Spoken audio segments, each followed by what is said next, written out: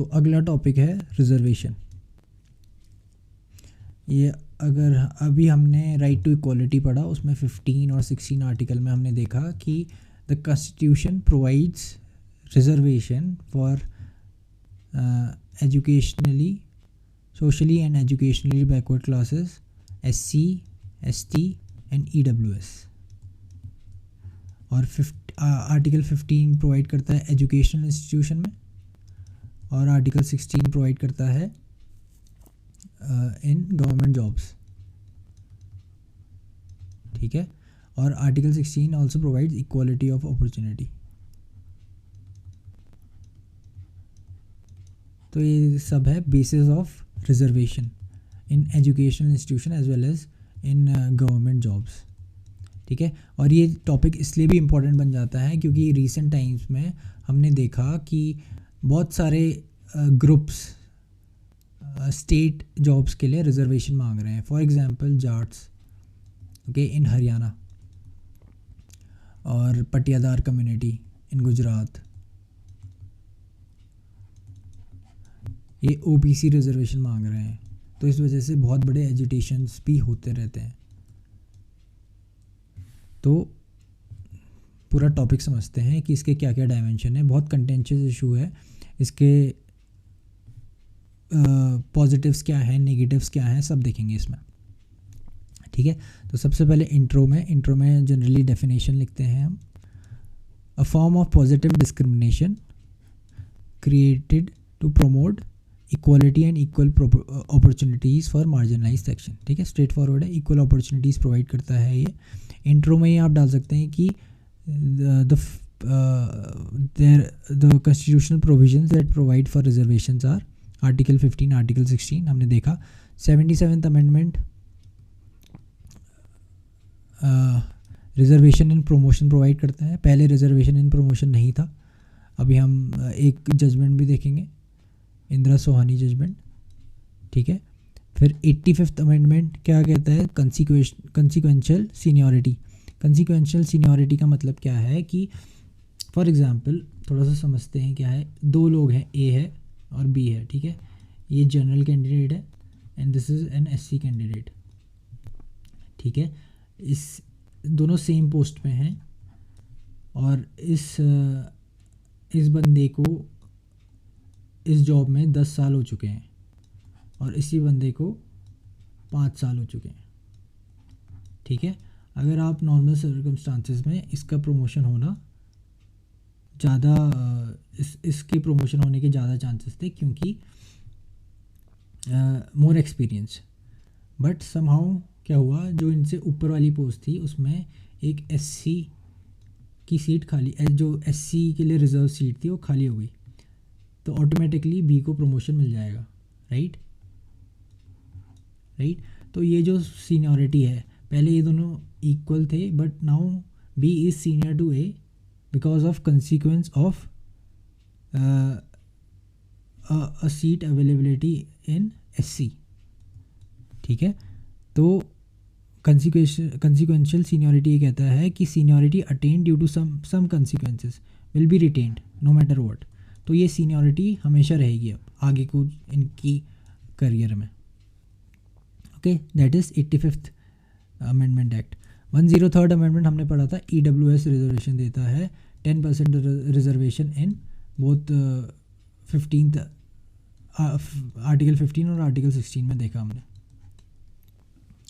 ठीक है,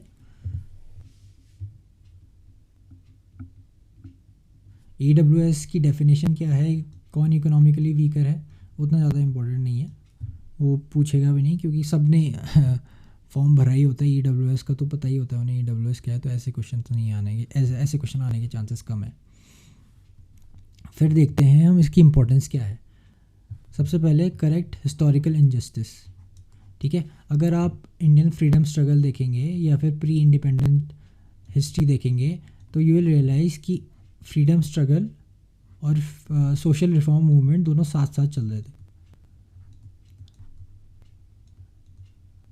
ठीक है, ये दोनों साथ साथ चल रहे थे और जनरली दोनों जो मैन पावर थी वो शेयर थी। फॉर एग्जांपल गांधी जी दोनों में इन्वॉल्व थे। इन्होंने हरिजन मैगज़ीन निकाली फॉर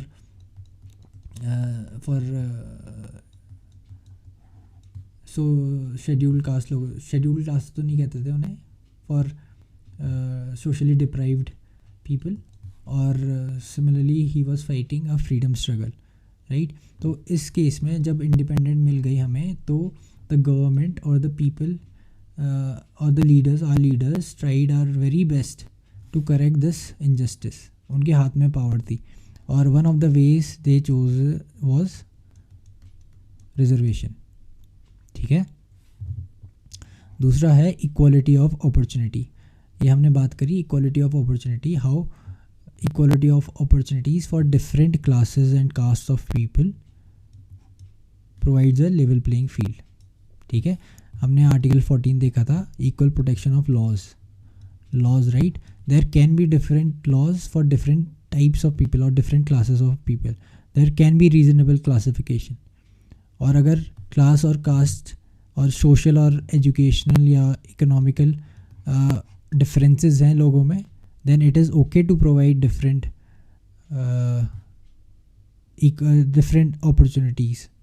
नहीं, it is okay for equality of opportunity to provide reservation, ठीक है। थर्ड है adequate representation in government office. Again, government office में these people directly deal with the common people, common masses. So it is important to sanitize them with the knowledge और the experience these people face. और ये तभी हो सकता है जब representation हो हर लेवल पे डिफरेंट ग्रुप्स ऑफ पीपल का, right. That is Y reservation in promotion was accepted, क्योंकि हर लेवल पे अगर रिप्रेजेंटेशन नहीं होगा तो इन सब चीज़ों का फ़ायदा नहीं मिल पाएगा। चौथा है social mobility for backward classes. Again, अगर आप उनकी इकोनॉमिक हालत थोड़ा सही कर दोगे by providing them with good education and good jobs, तब सोशल मोबिलिटी के चांसेस बढ़ जाते हैं। पांचवा है diversity in opinions and social cohesion in educational institution. So अगर आप एक अपने क्या कहते हैं, अपने कम्युनिटी से बाहर जाके आप दूसरे लोगों से इंटरेक्ट करोगे, then you will begin to appreciate the challenges and the hardship that one faces, ठीक है। तो the thesis is और the assumption is कि ऐसे करके बातचीत करके लोग the social cohesion will improve and there will be less discrimination, ठीक है। ये था ऑब्जेक्टिव या इम्पोर्टेंस। कॉन्स क्या हैं, चैलेंजेस क्या हैं विद रिजर्वेशन के। सबसे पहले there is a fear of erosion of meritocracy. जब आपकी मेरिट बेस्ड सिलेक्शन नहीं हो रहा है, okay, for whatever reasons can be good, okay, reasons can be noble, but result ये है कि मेरिट बेस्ड सिलेक्शन उतना नहीं हो रहा है और अब 40% ही रह गया है, ओके, 40% ही रह गया है। तो इरोजन ऑफ मेरिटोक्रेसी का एक फियर है, and that is why you C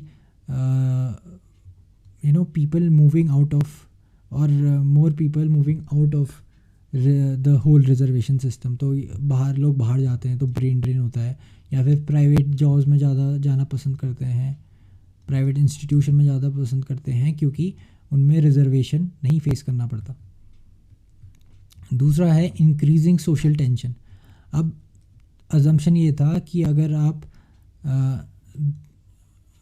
if you bring socially and educationally backward classes at the same level, तो आपका social cohesion बढ़ेगा। बट होता ये है कि रियलिटी ये है कि the discrimination is not felt as positive discrimination by people of general category, right? तो उनको लगता है कि they are being discriminated against. तो इस वजह से सोशल टेंशन बढ़ जाती है। आप इसको अलग तरीके से सोचो, अगर आपको कास्ट सिस्टम पूरी तरह से हटाना है, ठीक है, एनाइलेशन ऑफ कास्ट करना है, ठीक है, इन नियर फ्यूचर या फिर 10 साल बाद, 20 साल बाद, 30 साल बाद अगर कास्ट सिस्टम पूरी तरह से इंडिया से हटाना है तो उस टाइम पर रिजर्वेशन सिस्टम को भी हटना पड़ेगा। Okay, you can not have both these. एक तरफ में आप कह रहे हो कि रिजर्वेशन विल कंटिन्यू और दूसरी तरफ आप कह रहे हो कि कास्ट सिस्टम अबॉलिश हो जानी चाहिए। ठीक है, ये दोनों साथ साथ, ये दोनों कंसेप्ट साथ साथ नहीं चल सकते। ओके, तो if you want social cohesion then the reservation system will have to end, but at the same time it shouldn't end prematurely। उसका काम जो है to correct historical injustice जो अभी भी होता है। Okay, you find news report of caste based discrimination. अगर आप गाँव में जाओगे तो बहुत ज़्यादा डिस्क्रिमिनेशन अभी भी होता है। तो ये था increasing social tension. Basically reality is very different from ideal situation. Third है पुअर इम्प्लीमेंटेशन। पुअर इम्प्लीमेंटेशन इसलिए क्यों, क्योंकि जो क्या कहते हैं, identification of groups is not very efficient. ठीक है, only few groups are benefited. जो जनरली ऐसा देखा गया है कि SC ST OBC में भी people who are the topmost or the creamy layer of SC and ST benefit the most ना। जो अगर इनके पास पैसा, जो अमीर SC है और अमीर ST है, they benefit more than the गरीब SC and गरीब ST। ठीक है, तो only few groups are benefited। more demand इस वजह से जो एक्चुअल बेनिफिशरीज़ हैं उन तक ये रिजर्वेशन की पॉलिसीज़ पहुंच नहीं रही है, तो और ज़्यादा डिमांड कर रहे हैं। चौथा है पॉलिटिसाइजेशन। पॉलिटिसाइजेशन का मतलब कम्युनल पॉलिटिक्स में यूज़ होते हैं ये लोग। अगर आपका पहला एम था फॉर सोशल कोहेजन, उसमें आपने पॉलिटिक्स जोड़ दी तो सब बेड़ा गर्क टाइप हो गया। ठीक है, तो पॉलिटिक्स के लिए लोग यूज़ करते हैं। अगेन अगर मैं एग्जांपल दूँ, पटियादार मूवमेंट, राइट, जो उसका मेन प्रोपोनेंट था हार्दिक पटेल, उसने कांग्रेस ज्वाइन कर दी ना। तो पूरा पॉलिटिसाइज हो गया मूवमेंट, और इस वजह से कम्युनल पॉलिटिक्स को भी बढ़ावा मिलता है। Demand from other caste, Jat Haryana, ये जो मैंने एग्जांपल दिया। Decreasing seats in government job due to privatisation. अब अगर आप इंडियन इकोनॉमिक ट्रेजेक्ट्री देखें तो from nationalisation to privatisation move कर रहा है। ठीक है, अभी रिसेंट टाइम्स में एयर इंडिया प्राइवेटाइज हुआ, फिर कुछ बातें थी, कुछ दीपम जो मिनिस्ट्री है उसके पास मैंडेट है to privatise most of the institution. फिर अगर आप बात करें कि नंबर ऑफ गवर्नमेंट जॉब्स, वो भी धीरे धीरे डिक्रीज़ होंगी।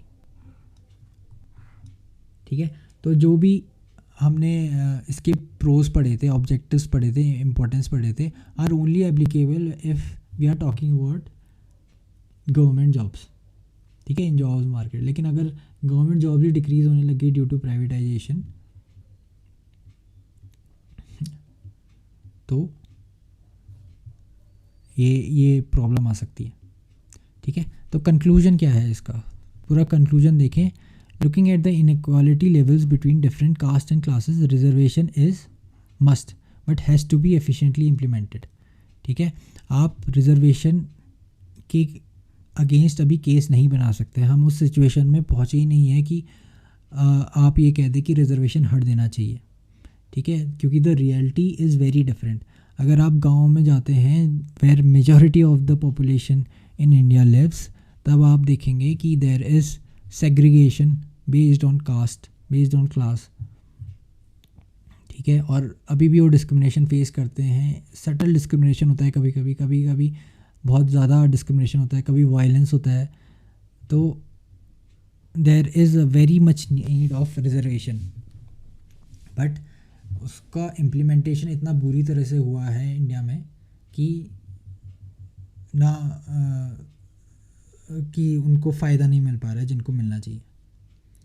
ठीक है, तो ये था आपका कंक्लूजन। जब भी इसमें इस तरह के कंटेंशियस इश्यूज आते हैं ना, तो आपको बैलेंस होके लिखना है। आप पॉजिटिव्स लिखो, नेगेटिव्स लिखो और कंक्लूजन लिखो, जो आप स्ट्रांगली फील करते हो इस टॉपिक के बारे में, क्योंकि बहुत लोग बहुत स्ट्रांग फील करते होंगे, उस फीलिंग्स की इस पेपर में जगह नहीं है।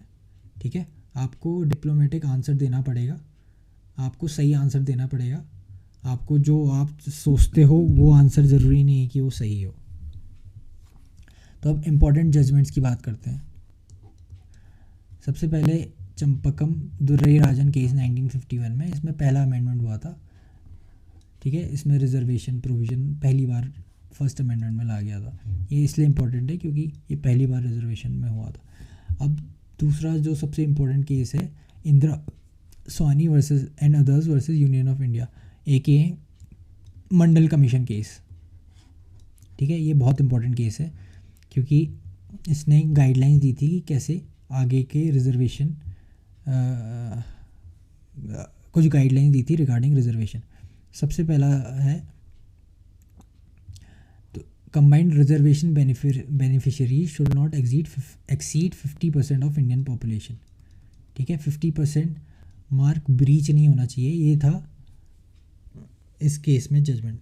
ठीक है, EWS की वजह से 60% हो गया, और कुछ तमिलनाडु वगैरह में शायद 70-80% तक चले जाता है। ठीक है, रिजर्व सीट्स, बट इस केस में ये बोला था कि 50% से ऊपर नहीं होना चाहिए। फिर दिया था concept of creamy layer in OBC। आपने OBC में सुना होगा कि कंसेप्ट ऑफ क्रीमी लेयर है कि कुछ OBC में भी सबसे जो अपर क्लास के लोग हैं उनको रिजर्वेशन बेनिफिट नहीं मिलेगा। Okay, the cream of OBC will not get reservation. Third is no reservation in promotion. ठीक है, ये बाद में हमने देखा था कि 77th अमेंडमेंट में ये ओवरटर्न कर दिया था। चौथा है only socially and educationally backward, no economic criteria. ठीक है, ये भी EWS में ओवरटर्न कर दिया। ठीक है, only socially and educationally backward होना चाहिए था। इकोनॉमिक क्राइटेरिया इसलिए नहीं रखा था क्योंकि